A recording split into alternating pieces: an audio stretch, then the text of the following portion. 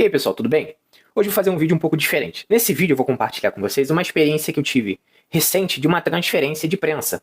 Então, nesse vídeo eu vou mostrar para vocês como foi feita, né, e como é feita aqui na primeira RM, uma transferência de prensa de CAC para CAC. Eu fiz a venda de uma prensa minha, que estava no meu acervo, que eu comprei da BST, e essa prensa eu não utilizava mais, até porque eu comprei a prensa dali, a Ultimate, a qual eu gravo os vídeos, compartilho com vocês, as experiências que eu venho tendo com ela. E tô passando, né, passei essa prensa para um outro CAC. Como é um processo que foi depois do novo decreto, né, das novas regras que estão aí, a gente não tinha ainda uma certeza de como iria correr, né, esse processo, porque não tem ninguém na internet compartilhando, né, esse procedimento, né, como é feito. Tem o vídeo do canal do Portal do Mundo, excelente os vídeos que tem lá, aprendo muito. Tem o Zanardo também, né, que compartilha um pouco dessa parte documental com a gente.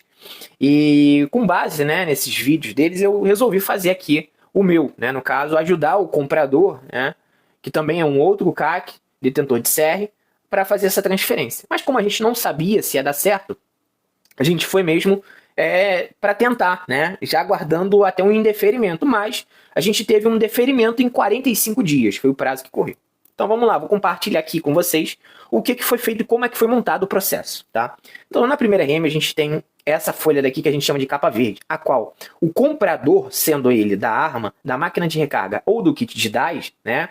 Isso a gente está falando de uma transferência CAC-CAC, vai ter que protocolar. Então não sou eu, vendedor, que protocolo isso lá. É ele, o comprador. A não ser que ele faça uma emissão de uma procuração para que eu o represente perante a ARM com o processo, tá? Lembrando que esse processo é um processo físico, não tem no SIGECORP. Eu estou fazendo esse vídeo com base na primeira RM, na OM primeiro BG, que fica em São Cristóvão, aqui no Rio de Janeiro, tá? Então, eu anexo a primeira folha do meu processo, a capa verde, a qual vai entrar aqui o nome do requerente, né, no caso o nome do comprador, tá? Aqui eu vou dizer que o nome do comprador é João, é um nome fictício, e o meu nome é Pedro, tá? Só para vocês poderem entender. Então aqui, eu coloquei aqui o nome do João, tal. O assunto, transferência de máquina de recarga CAC. A data é o dia a qual eu protocolei lá o meu processo. E o número do CR do comprador, tá? Então, quem vai fazer esse processo, reforçando, é quem está comprando a arma, a máquina de recarga ou o kit de DAI. Então, primeira folha é isso. Preciso de uma via. Segunda folha do meu processo, anexo M. Tá? Lembrando que não é exatamente nessa ordem, tá? O analista lá ele organiza da forma que a OM prefere, né? Que ele já tem o procedimento a qual eles adotaram lá. Então aqui, o anexo M. O anexo M, eu vou colocar os dados do adquirente, no caso o comprador, e os dados do vendedor, no caso foi os meus dados, né? Então aqui identidade, número do CR, e-mail, tá? E aqui eu coloquei para vocês poderem ver como é que foi preenchido, tá? Tirei, claro, os dados, mas dá para vocês poderem entender.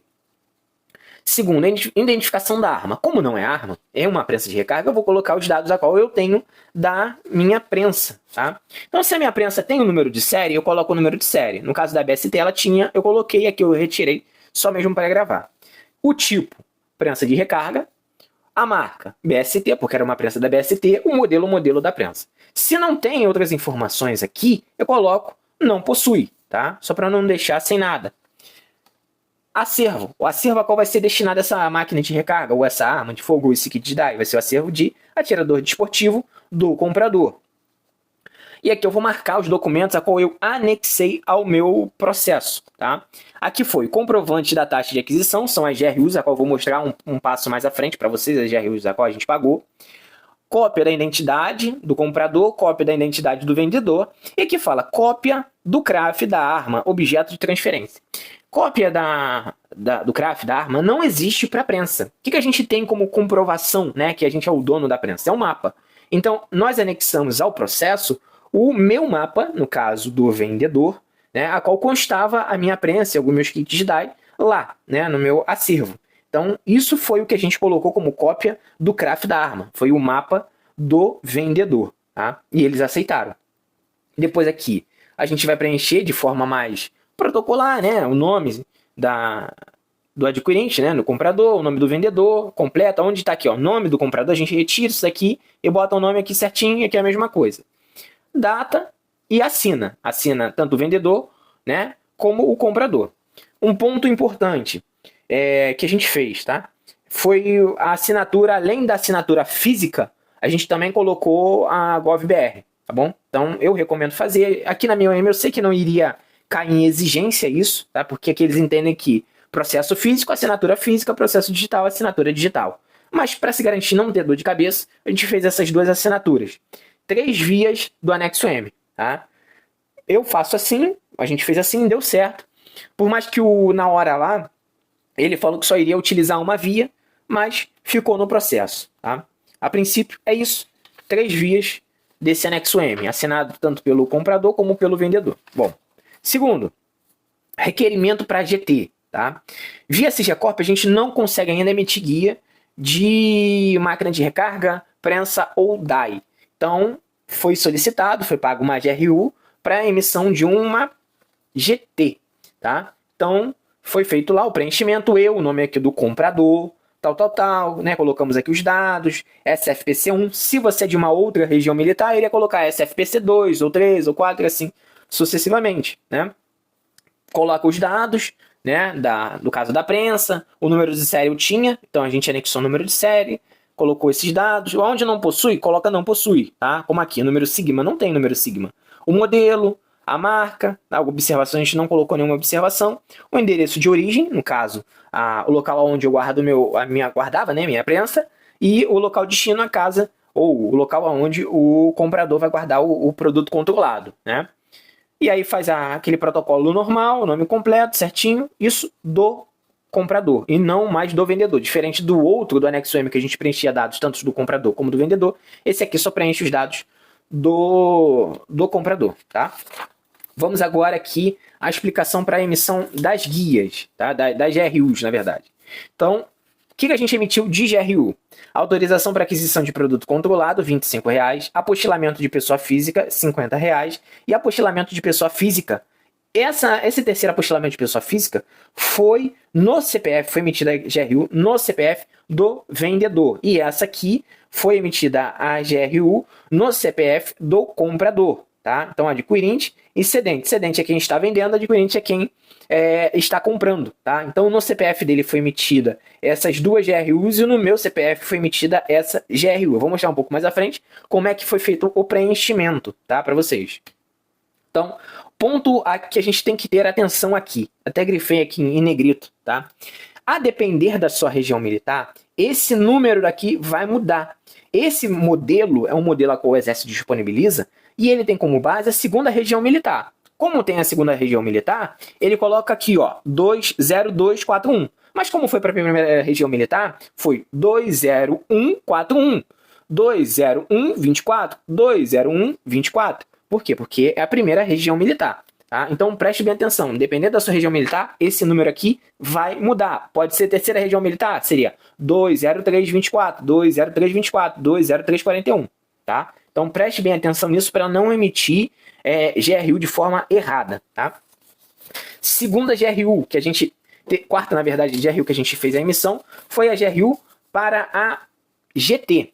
A GRU no valor de R$20. O código dela, aqui tá meio apagado, porque a minha impressora estava sem tinta, é o 20167, tá? Porque era para a primeira região militar, ó. 20167. Mas, se fosse, exemplo, a terceira região militar, seria 20367. Segunda região militar, como é que é o modelo padrão, né, que o Exército disponibiliza, é 20267, segunda região militar, tá? Então, feito a emissão das GRUs, o comprador, ele pegou e juntou o boleto e o comprovante, né, delas e anexou ao processo lá, né, o pedido de transferência. Vai um passo a passo para vocês poderem ver como é que faz essa emissão lá no site do PagTesouro. Tá? Eu vou deixar o link, esse link do PagTesouro na descrição do vídeo, tá? Para vocês poderem acessar. É só mesmo uma breve explicação, mas tem um link que eu vou disponibilizar que o próprio governo, né, o próprio Exército, explica o passo a passo para fazer a emissão. Então, aqui, PagTesouro, você vai entrar nessa tela. Aqui você vai preencher a unidade gestora fundo do Exército e o código de recolhimento, taxa de fiscalização de produtos controlados. Então, vai preencher esses dois itens assim, como está aqui, e vai clicar em avançar. Quando você clicar em avançar, você vai ser direcionado para esta tela aqui, tá? Nesta tela, você vai preencher os dados, CPF, o nome do contribuinte, o número de referência e o valor da taxa que vai ser recolhida. Lembra que eu falei que teve uma GRU que foi emitida no nome do vendedor e não do comprador? Pois é, essa GRU que foi emitida, a GRU de número 20124, aqui onde fala CPF, foi colocado o CPF de quem vendeu e não do comprador. Só essa que a gente tem que fazer essa alteração. Vai colocar aqui o CPF de quem está vendendo, o nome de quem está vendendo, o código, né, do recolhimento, que seria 20124, e aqui o valor dela, que é R$50. E aí, clique em emitir. O resto vai colocar, né, as outras aqui, a 20141, 20124 e a guia, né, a GRU, né, de recolhimento da GT, que é a 20167, a gente vai colocar sempre o CPF de quem, CPF e nome, tá? De quem está comprando, do comprador. Tá? Só tem uma que a gente coloca os dados do vendedor. Tá? O resto tudo são os dados do comprador, ok? E aí vai emitir a sua GRU e vai efetuar o pagamento, ok? Então, a princípio é isso. Não é muito difícil, tá? E aí, feito a juntada desses documentos, a gente vai e protocola na organização militar na UEM. Primeiro BG não necessitou de agendamento, foi só chegar lá no horário a qual eles orientam, né? Eles só param, acho que é para o horário de almoço, entre meio-dia e 1 da tarde, volta a atender, né? 1 da tarde, para 11h30, 11 horas, de 9 às 11, e de meio-dia, de 1 às 3, tá? Se eu não estiver enganado, é isso, mas o ideal é que você se dirija até a sua organização militar para coletar essas informações, que vai variar de OM para OM, tá? Então, a princípio é isso. Tá saindo, tá realizando a transferência, né, de prensa. Normalmente, tá? 45 dias, é um prazo aceitável, né, o que está dentro da legislação do processo administrativo. E é isso, eu espero que, de alguma forma, eu consiga ajudar vocês, né, algo que não tem um vídeo explicando depois desse novo decreto. Acho que esse é o primeiro vídeo. A gente achou que não iria sair essa transferência. Foi uma tentativa e deu certo. Então, estou vindo aqui compartilhar com vocês.